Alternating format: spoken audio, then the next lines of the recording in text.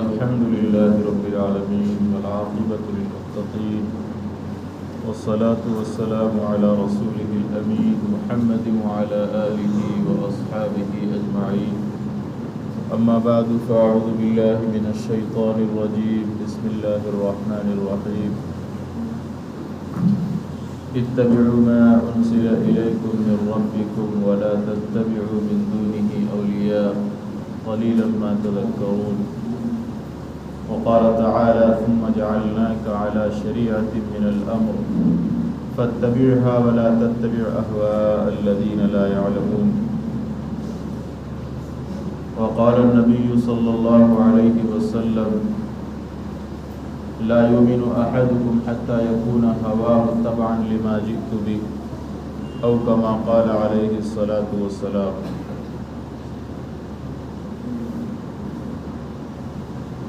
میرے محترم بزرگوں، دوستوں، عزیز ساتھیوں، مسلمان ہونے کی حیثیت سے ہمارا یہ عقیدہ ہے، ہمارا یہ اعتقاد ہے، ہمارا یہ بلیف ہے کہ ہم جس مذہب کو اوبے کرتے ہیں، فالو کرتے ہیں، جس پر عمل کرتے ہیں، اس کا نام الاسلام ہے۔ ساتھ ہی ہم اس بات پر بھی ایمان اور یقین رکھتے ہیں کہ وہ اسلام نہ صرف یہ کہ کامل ہے بلکہ مکمل اور اکمل ہے، جس کی کاملیت کا اعلان، جس کی تکمیل کا اعلان حجۃ الوداع کے موقع پر عرفہ کے دن اللہ رب العزت نے الیوم اکملت لکم دینکم واتممت علیکم نعمتی ورضیت لکم الاسلام دینا کہہ کر کے اعلان فرمایا تھا۔ یہ وہ عظیم الشان دن تھا کہ جس دن اسلام کے ماننے والوں کو اس بات کی خبر ملی کہ جس دین کو لے کر کے رسول اللہ اس دنیا میں آئے تھے، آج اس دین کی تکمیل ہو چکی ہے، اس دین کو مکمل کیا جا چکا ہے۔ یہ بڑا ہی عالی شان اور عظیم الشان دن تھا اسلام کے لیے اور مسلمانوں کے لیے۔ اتنا عظیم الشان دن کہ جب یہودیوں تک یہ خبر پہنچی ہے کہ جس دین کی بات محمد کرتے ہیں اس دین میں ایک آیت آئی ہے جس میں اس بات کی خوشخبری دی گئی ہے کہ آج تمہارے دین کو مکمل کر دیا گیا۔ تو جب یہ خبر ملی ہے تو یہودیوں میں سے کچھ لوگوں نے عمر فاروق کے پاس حاضری لگائی اور عمر سے کہا کہ اگر ہمارے مذہب میں یہ آیت اترتی تو اس دن کو ہم عید مقرر فرما دیتے، مقرر کر دیتے۔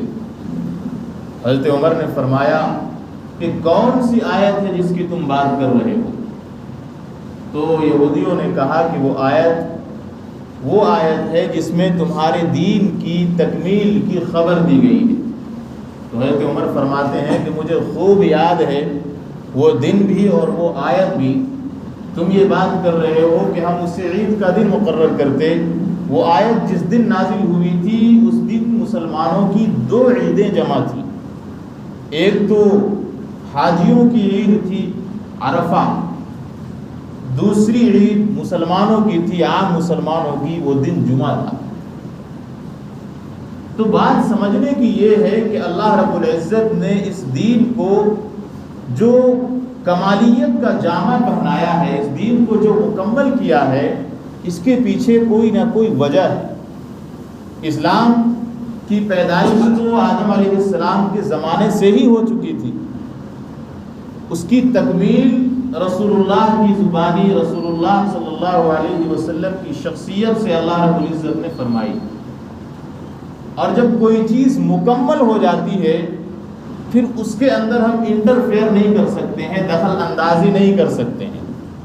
اسلام نے ہمیں زندگی گزارنے کا وہ طریقہ پیش کیا ہے ہمارے سامنے، وہ طریقہ دیا ہے ہمیں جس کی نظیر اور جس کی مثال کسی دوسرے مذہب میں آپ کو نہیں ملے گی۔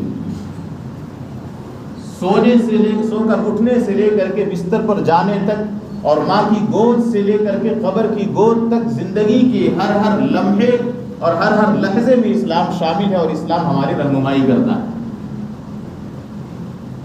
آپ ایک مثال سے سمجھیے کہ ایک شخص ہے، اس نے اپنے بیٹے کو کہیں پڑھنے کے لیے بھیجا فار ایگزامپل، اور اس کی جو ضروریات زندگی ہیں، ریکوائرمنٹ ہے، نیڈڈ چیزیں ہیں، وہ ساری کی ساری والد فراہم کرتا ہے۔ اس کے بعد بھی اگر وہ شخص کہیں بھیک مانگے، کسی سے مدد مانگے، تو والد ناراض ہوگا یا نہیں ہوگا؟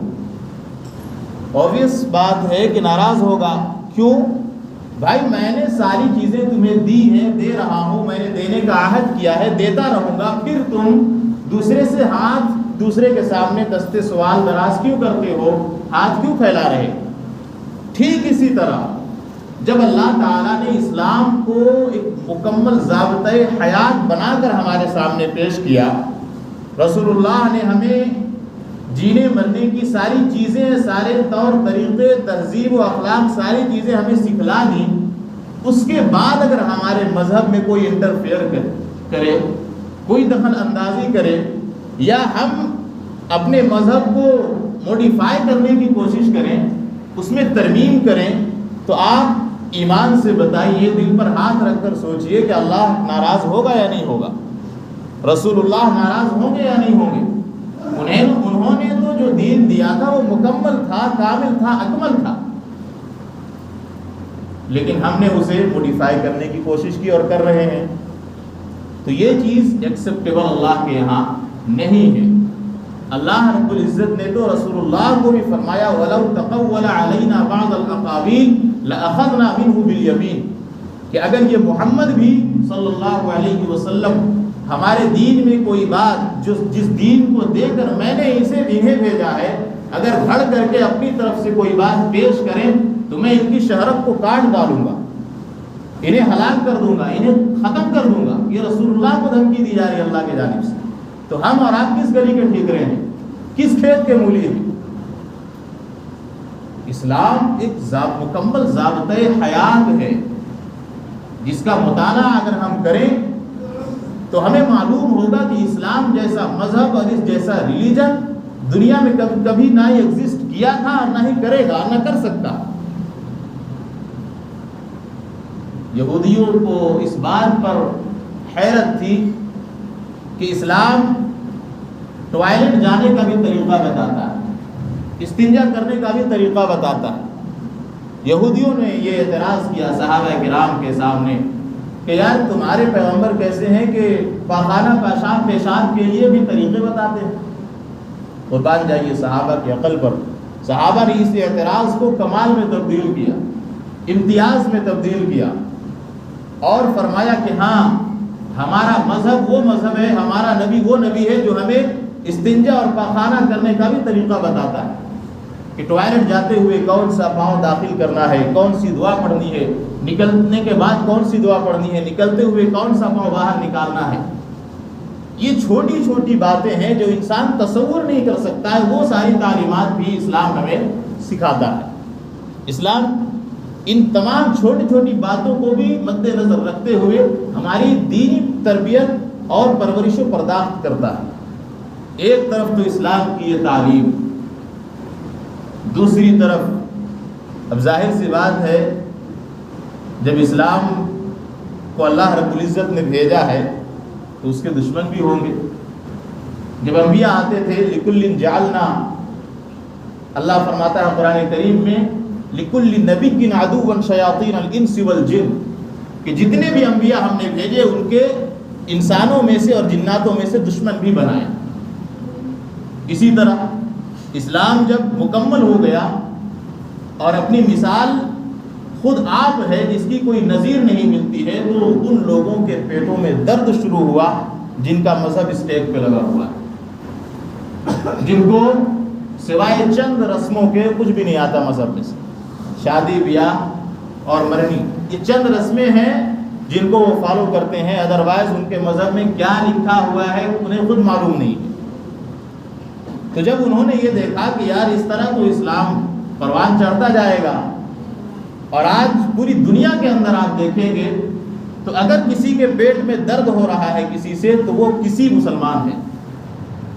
مسلمانوں کے علاوہ کوئی قوم ایسی نہیں ہے جس سے پوری دنیا کو خطرہ ہو. حالانکہ خطرہ وطرہ نہیں ہے، لیکن اسلامو فوبیا کے نام پہ جو دہشت پھیلایا جاتا ہے مسلمانوں کے خلاف، ہر جگہ جو ان کو انسیکیور سمجھا جاتا ہے، اور ان کے سامنے آنے سے یا ان سے بات چیت کرنے سے انسیکیورٹی محسوس کرتے ہیں جو لوگ، وہ صرف اور صرف ان لوگوں کے شکار بنے ہیں جو اسلامو فوب کو فروغ دیتے ہیں، جو اسلامو فوب کو بڑھاوا دیتے ہیں. تو بڑھاوا دینے کے پیچھے آپ دیکھیں گے تو مقصد یہی ہے کہ بھائی ہمارے پاس تو اسلام سے ٹکر لینے کے لیے ہمارے پاس نہ مذہب ہے، نہ ریلیجن ہے، نہ کاسٹ ہے، نہ اپنی کتابیں ہیں، تو ہم ان کا مقابلہ کیسے کر سکیں گے؟ تو اب اس کی صورت دشمنان اسلام نے مختلف طریقے سے نکالی، اور ابھی جو صورت چل رہی ہے آپ حضرات کو بخوبی معلوم ہے. UCC کے نام پر ابھی پھر پروپیگنڈا کیا جا رہا ہے، یونیفارم سول کوڈ کے نام پہ، کہ بھائی انڈیا میں جتنے لوگ رہنے والے ہیں سارے کے سارے ایک قانون کو فالو کریں گے، ایک لا کو مانیں گے، اور اس کو اس انداز میں پریزنٹ کیا جا رہا ہے، پیش کیا جا رہا ہے جیسے یہ قانون انڈیا میں ایگزسٹ کرتا ہی نہیں ہے. حالانکہ آپ دیکھیں گے تو بہت سے قوانین ایسے، بلکہ یوں کہہ لیجئے کہ دو کیٹیگریز ہیں قانون کے، ایک تو سول ہے، ایک کرمنل ہے. تو کرمنل تو سب کے لیے ایک ہی ہے. انڈین مسلم جو ہیں ان کو بھی وہی سزائیں دی جاتی ہے جو ایک ہندو کو دی جاتی ہے، سناتنی کو دی جاتی ہے، کرسچن کو دی جاتی ہے، پارسی کو، سکھ کو، مجوسی کو دی جا رہی ہے. تو ہم تو مانتے ہیں، لیکن اس انداز میں پریزنٹ کیا جا رہا ہے کہ مسلمان یونیفارم سول کوڈ کو نہیں مانتے، ہم مانتے ہیں. اس کا ایک پہلو جو ہے ہم اس کا انکار کرتے ہیں اور کرتے رہیں گے مرتے دم تک. باقی جو چیزیں ہیں ہم مانتے ہیں. جتنے بھی قوانین ہیں انڈیا کے IPC انڈین پینل کوڈ کے تحت جو آتے ہیں ہر ایک شخص مانتا ہے، لیکن اس انداز میں پریزنٹ کرنا کہ یہ مسلمان ہی باغی ہیں، یہ صرف اور صرف پروپیگنڈا ہے گودی میڈیا کا. آپ دیکھیں کہ ابھی یہ عروج پر ہے اور مسلمان اس سے خطرے کا خوف محسوس کر رہے ہیں، خطرہ محسوس کر رہے ہیں. حالانکہ ڈرنے ورنے کی کوئی ضرورت نہیں ہے. UCC جو ہے یونیفارم سول کوڈ اگر لاگو ہوتا ہے، پہلی بات تو یہ ہے، یہ میری پرسنل اوپینین ہے، you have right to differ with my statement. تو آپ اختلاف کر سکتے ہیں کہ یہ لاگو ہونے والا نہیں ہے. یہ صرف ایجنڈا ہے 24 کے الیکشن جیتنے کا، اس کے علاوہ اور کچھ نہیں. اور اگر ہو بھی گیا تو ہمیں اور آپ کو ڈرنے کی ضرورت نہیں ہے. یہ صرف ہمارے خلاف نہیں ہے. آپ سناتنیوں کے اندر دیکھیں تو ان کے جو مذاہب کے اندر خود ڈویژن، خود اختلافات ہیں. آپ ساؤتھ انڈیا میں چلے جائیں، یہاں تو کزن شادی کو یہ بہت برا بھلا کرتے ہیں اور مسلمانوں پہ بلیم ڈالتے ہیں کہ اپنی بہن سے شادی کرتے ہیں. لیکن ان کے یہاں آپ دیکھیں تو ماموں جو ہے بھانجی سے شادی کر رہا ہے. ماموں بھانجی سے شادی کرتا ہے ساؤتھ انڈیا میں، اور ماموں کی جو وہ بہن جو ہے بھانجی کی ماں یعنی لڑکے کی بہن خود انفورس کرتی ہے، they are enforced to marry with her daughter. خود بہن انفورس کر رہی ہے کہ میری بیٹی سے تم شادی کرو. یہ چیز کامن ہے وہاں، یہ چیز بری نہیں سمجھی جاتی ہے، لیکن وہی چیز ادھر ہمارے علاقے میں بری سمجھی جاتی ہے. تو اگر آپ یونیفارم کی بات کر رہے ہیں تو پہلے اپنے گھر کی خبر لیجئے، اپنے گھر میں جو خرابیاں ہیں ان کو دور کیجئے. یہ تو میں نے ایک مثال دی ہے، اور بھی بہت سی مثالیں ایسی دی جا سکتی ہیں. اور آپ یاد رکھیے کہ اس میں صرف مسلمانوں کو خطرہ تو خیر ہے ہی نہیں، لیکن جو سمجھا جا رہا ہے کہ خطرہ ہے تو صرف مسلمانوں کو نہیں ہے. ابھی ناگالینڈ کی رپورٹ آئی ہے کہ انہوں نے دھمکی دی ہے، 3000 لوگوں کی ایک گروپ ہے، 3000 لوگوں کی ایک ٹیم ہے، ان کا ایک گروپ ہے. انہوں نے یہ دھمکی دی کہ اگر یونیفارم سول کوڈ لاگو ہوتا ہے تو 60 کے 60 MLAs کے گھر جلا دیا جائے. اور پھر ہوم منسٹر نے انہیں یقین دہانی کرائی کہ UCC سے آپ کو الگ رکھا جائے گا۔ ناگالینڈ کی آبادی کتنی مسلمانوں سے تو زیادہ نہیں ہے، ان کو الگ رکھا جا رہا ہے، کرسچنوں کو الگ رکھا جا رہا ہے وہاں کے، لیکن مسلمان الگ نہیں ہوگا، کیونکہ حکومت بھی جان گئی ہے کہ مسلمان سے زیادہ مردہ بزدل قوم کوئی نہیں ہے۔ تعداد میں ہم تو بہت زیادہ ہیں، لیکن آپس میں ہی ہمارا 36 کا آنکڑا چلتا ہے۔ ابھی میں نے ایک رپورٹ دیکھا کہ ہمارے کچھ بھائیوں نے UCC کے سپورٹ میں جو ہے آواز اٹھا دی۔ بتائیے، جنہیں نہ دین کی خبر نہ دنیا کی خبر، بس انہوں نے یہ دیکھا کہ جمعیت سپورٹ کر رہی ہے، مسلم پرسنل اللہ سپورٹ کر رہا، وہ مخالفت کر رہی ہے، مسلم پرسنل اللہ مخالفت کر رہا ہے، لہذا ہمیں سپورٹ کرنا چاہیے۔ تو جس کے اندر اندھ بھکتی اور دشمنی اور بغض اور عداوت اتنی بھری ہو صرف اپنے قوم کے تئیں، اس کا کون پرسان حال ہوگا؟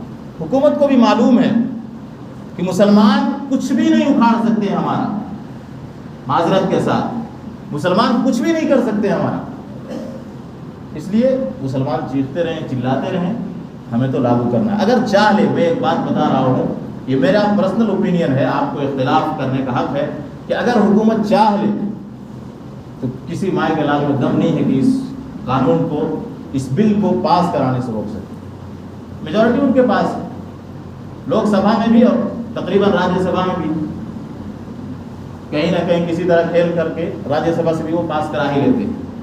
تو قانون کو بننے سے کوئی نہیں روک سکتا، لیکن اگر حکومت چاہے تو۔ اب یہاں پہ ہمارا کرنے کا کام کیا ہے میرے دوستو؟ اس بات کو سمجھنے کی ضرورت ہے۔ دیکھیے، یہ جو قانون آ رہا ہے، سپوز دیٹ اگر آ جائے تو اس میں چونکہ اسلام کی بے کنی کی بات کی گئی، جہاں دوسرے مذاہب کی جو باتیں ہیں وہ نشانے پہ ہیں، دوسرے مذاہب جہاں نشانے پہ ہیں وہیں اسلام بھی نشانے پہ ہے۔ بہت سی چیزیں ایسی ہیں جو شریعت کے مخالف ہیں UCC کے اندر۔ مثال کے طور پر آپ کو شادی کورٹ میں جا کر کرنی ہوگی، آپ کو شادی رجسٹرڈ کرانی ہوگی۔ اسی طرح طلاق اگر ہو جاتی ہے تو طلاق کے بعد اگر اسی عورت سے شوہر دوبارہ نکاح کرنا چاہے تو اسلام نے جو پروسیس بتایا ہے کہ حلالے کا جو پروسیس ہے اس سے گزرنا ہوگا، وہ بھی پروسیس وہ حلالہ نہیں جس کو میڈیا میں پروپیگیٹ کیا جاتا ہے اور اسلام کو بدنام کیا جاتا ہے۔ اس کی شکل الگ ہے کہ اگر کسی عورت کو طلاق ہوتی ہے، پھر وہ دوسرے مرد سے نکاح کرتی ہے، پھر اپنی مرضی سے وہ مرد اسے چھوڑتا ہے، تب جا کر کے وہ پہلے شوہر کے لیے حلال ہو۔ لیکن اگر شرائط کے ساتھ کنڈیشنلی میرج اگر کیا جا رہا ہے تب تو یہ حرام ہی ہے۔ اللہ کے رسول نے لعنت فرمائی ہے ایسے حلالات کرنے والے پر بھی اور کرانے والے پر۔ تو حلالہ جب بولا جائے تو وہ شرعی حلالہ مراد ہے، جو اسلام میں جس کو ایکسیپٹنس ملی ہوئی، UCC کے لاگو ہونے کے بعد یہ چیز بھی ختم ہو جائے گی۔ اسی طرح وراثت میں اسلام نے عورتوں کو بھی حق دیا ہے، مردوں کو بھی حق دیا ہے۔ ہمارے ہاں جو دوسرے مذاہب ان میں تو عورتوں کا تو کچھ حق ہی نہیں تھا۔ ارے 200 سال پہلے تک تو ستی پرتھا چلی آ رہی تھی، عورتوں کو جلایا جاتا تھا۔ اسلام سے انہوں نے دیکھا، سیکھ لی اور پھر آج اسلامی پہ دست درازی کر رہے ہیں۔ اسلام نے جو عورتوں کو حق دیا ہے اس حق کو ختم کر کے عورتوں کو برابری والے حقوق دیے جانے کی بات کی گئی ہے UCC کے اندر۔ اسی طرح اگر کسی عورت کا شوہر مر جائے اور اسے جو پیسے ملے اس پیسے سے عورت کی ذمہ داری بنے گی اپنے ساس اور سسر کی دیکھ بھال کرنے کی۔ اسی طرح اگر عورت مر جائے تو شوہر کی ذمہ داری ہے اپنے ساس اور سسر کی دیکھ بھال کرنے کی۔ یہ ساری خرابیاں ہیں جو مردوں کے اوپر، عورتوں کے اوپر انفورس کی جا رہی ہیں، لادی جا رہی ہیں UCC کے ذریعے۔ آخر یہ UCC کے ذریعے حکومت کرنا کیا چاہتی ہے؟ صرف اور صرف، بلکہ UCC بھی نہیں کہنا چاہیے، اسے آپ MCC کا نام دے دیجئے، MCC کا، مسلم سول کوڈ۔ کیونکہ آپ دیکھیں کہ عیسائیوں کو بھی الگ کر دیا گیا، ناگاؤں کو بھی الگ کر دیا گیا، جو لوگ جو ہے احتجاج کریں گے ان کو الگ کرتی چلی جائے گی حکومت، کیونکہ حکومت کو معلوم ہے کہ یہ زندہ قوم ہے، مسلمان ہی ایک ہے جو مردہ قوم ہے۔ کیونکہ ہمارے پاس اپنے ہی سے آپس میں ہی لڑنے سے فرصت نہیں ہے، آپس میں اختلاف کرنے سے فرصت نہیں ہے، ٹانگ کھینچنے سے فرصت نہیں ہے۔ آج ہم سے ہمارا پڑوسی محفوظ نہیں ہے، ہم سے ہمارے گھر والے محفوظ نہیں ہیں۔ حکومت جان رہی ہے کہ آپس میں لڑیں گے، مریں گے، کٹیں گے، یہ ہمارا کچھ بھی نہیں بگاڑ سکتے، لہذا حکومت نے اس پر ریہرسل کیا اور CAA کی شکل میں، طلاق ثلاثہ کی شکل میں وہ کامیاب ہوئی۔ اسے اندازہ ہو گیا کہ یہ مردہ قوم ہے، یہ جگنے والی نہیں ہے، یہ کچھ بھی نہیں کر سکتی۔ ابھی MSP کے اوپر جب قانون آیا تھا 21 میں، دیکھیے کسانوں نے اپنے جوانوں کو کھویا، بوڑھے کتنے مارے گئے ان کے۔ اسی طرح UP کے اندر لکھیم پور کھیری میں جوانوں پر گاڑیاں چل گئی، انہوں نے احتجاج بند نہیں کیا، آخر میں سرکار کو مجبور ہونا پڑا MSP کو واپس لینے پر۔ سرکار بھی سمجھ چکی تھی، سرکار نے انہیں بھی آزمایا، دیکھا، چیک کیا کہ ان کے کلیجے کے اندر کتنا پاور ہے، کتنی طاقت ہے۔ جب سرکار نے بھاپ لیا کہ نہیں، اس سے ہم نہیں سکتے، نہیں لڑائی نہیں کر سکتے، we can not fight them with them, ہم ان سے ٹکر نہیں لے سکتے ہیں، تب حکومت نے بل کو واپس کیا۔ لیکن جہاں مسلمانوں کی بات آئی تو واٹس ایپ پہ میسیجز چل گئے، ہم مذمت کرتے ہیں، حکومت کی مخالفت میں ہم ووٹ دیتے ہیں، بس یہی واٹس ایپ یونیورسٹی زندہ باد، باقی اپنی گاڑی چل رہی ہے۔ لیکن یاد رکھیے، اگر اسی طرح ہم سوتے رہیں تو لگے گی آگ تو آئیں گے گھر کئی ضرور، سارے کے سارے مکانات جل جائیں گے اور کل ہم اور آپ بھی اس کے نشانہ بنیں گے۔ ابھی مسلم پرسنل لا نے اس حوالے سے ایک QR کوڈ ریلیز کیا جس میں لوگوں سے یہ درخواست کی گئی کہ اپنا نام لکھ کر کے ای میل کریں لا کمیشن کو، اپنی رائے دیں۔ اپنے دل پر ہاتھ رکھ کر سوچیے کتنے لوگوں نے آپ میں سے دیا، آپ خود دیکھیے، میں ہاتھ اٹھانے کو نہیں کہوں گا۔ میں سمجھتا ہوں کہ میجورٹی آف یو، آپ میں سے اکثر لوگوں نے نہیں دیا ہوگا، معذرت کے ساتھ، کیونکہ ہمیں اس کی حساسیت کا اندازہ ہی نہیں ہے۔ UP جیسا اسٹیٹ جہاں پہ تقریباً 4 کروڑ مسلم ہیں، سب سے زیادہ UP ہی ہے مسلم کا گڑھ، اور سب چیز کا گڑھ مسلم UP ہی ہے، گنڈا گردی کا بھی گڑھ UP ہی ہے، علم کا بھی گڑھ UP ہے، ہندوتوا کا بھی گڑھ UP ہے، سب چیز میں UP ہی آگے۔ وہاں سے صرف اور صرف 6% لوگوں نے اپنی رائے لا کمیشن کو دی، صرف 6%۔ تو بتائیے ہمارا یہ حال ہے، صرف ایک کلک کرنا ہے، کہیں دوڑ دھوپ کر کے آدھار کارڈ بنوانے نہیں جانا یا راشن لانے نہیں جانا ہے، صرف موبائل پہ لنک کھولنا ہے، کلک کرنا ہے، اپنا نام لکھنا ہے اور Gmail کو لا کمیشن کو بھیج دینا ہے Gmail کے ذریعے۔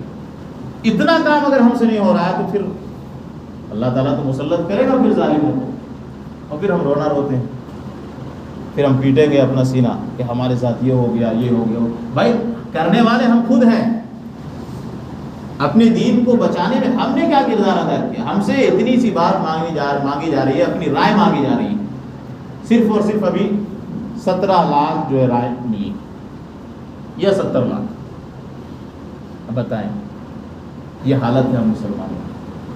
حالانکہ اس رائے سے کچھ ہونے جانے والا نہیں ہے، جیسا کہ میں نے پہلے عرض کیا، لیکن اگر آپ یہ رائے دے دیتے ہیں، اور آج آخری دن ہے، اگر آپ یہ رائے دے دیتے ہیں تو کم سے کم تاریخ اس بات کو یاد رکھے گی کہ مسلمانوں نے اپنے تئیں کوشش کی تھی شریعت کے حمایت کرنے کی اور حکومت کی مخالفت کرنے کی۔ لیکن اگر ہم یہ بھی نہیں کرتے ہیں تو پھر اللہ ہی ہمارا محافظ ہو، اللہ ہی ہمارا نگہبان۔